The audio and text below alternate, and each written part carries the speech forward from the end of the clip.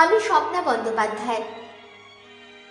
আজ শোনাব কবি রুদ্র গোস্বামীর একটি কবিতা, অভাব।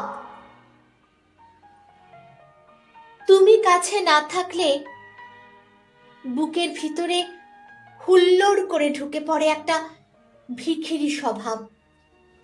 মনে হয় এই ঘর আমার নেই, এই আকাশ আমার নেই।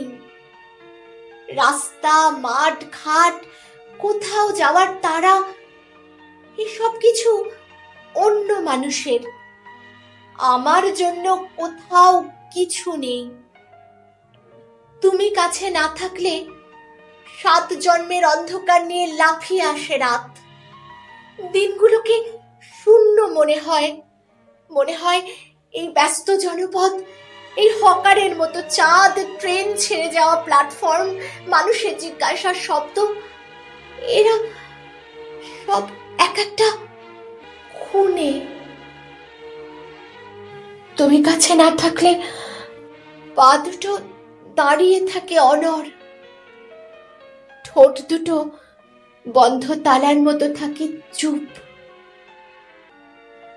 বলতো, এতগুলো অভাব নিয়ে একটা মানুষ সত্যি করে কি ভিখিরি হবে না? বলতো, এতগুলো অভাব নিয়ে একটা মানুষ সত্যি করে কি ভিখিরি হবে না?